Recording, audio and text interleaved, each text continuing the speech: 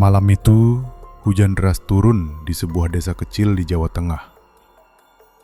Seorang tukang gali kubur bernama Pak Parman baru saja menerima panggilan mendadak.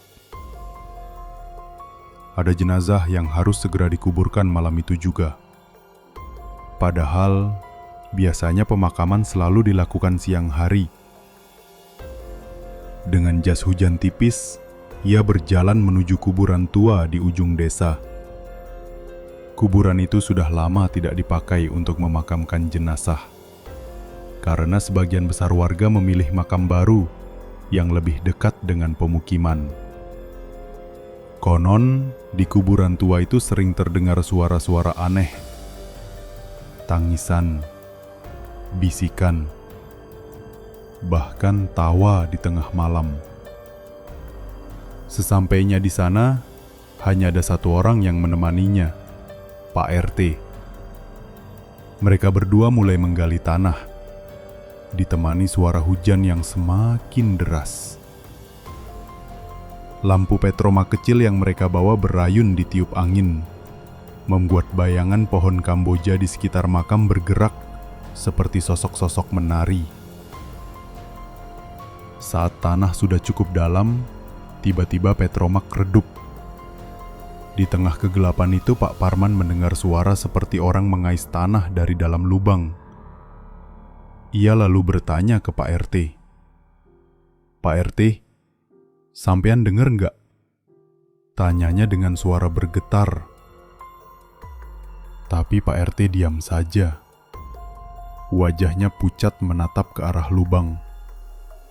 Dari dalam tanah terdengar suara pukulan pelan, tapi jelas, seperti ada yang berusaha keluar. Pak Parman menelan ludah, mencoba meyakinkan dirinya kalau itu hanya suara hujan.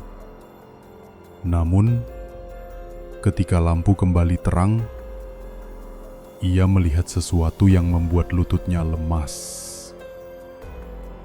Tanah di dasar lubang bergerak sendiri, seolah ada tangan yang mencoba keluar.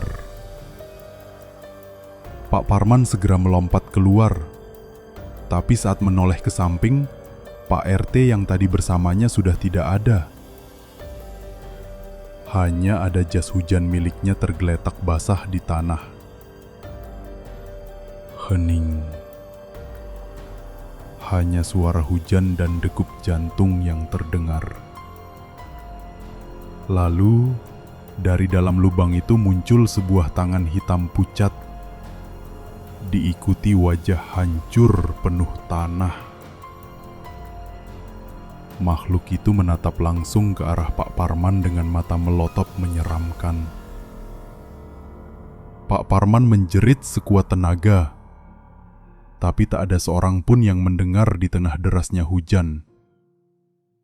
Sejak malam itu, ia tak pernah kembali ke rumah.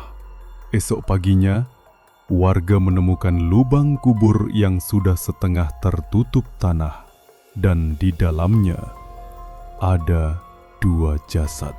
Satu jenazah yang memang harus dimakamkan malam itu, dan satu lagi tubuh Pak Parman. Sejak kejadian malam itu, tidak ada lagi warga yang berani mengubur jenazah di kuburan tua ujung desa. Konon, suara pukulan dari dalam tanah kuburan itu masih bisa terdengar sampai sekarang. Dukung channel ini dengan like, komen, share, dan subscribe. Jangan lupa nyalakan tombol lonceng agar tidak ketinggalan video menarik lainnya.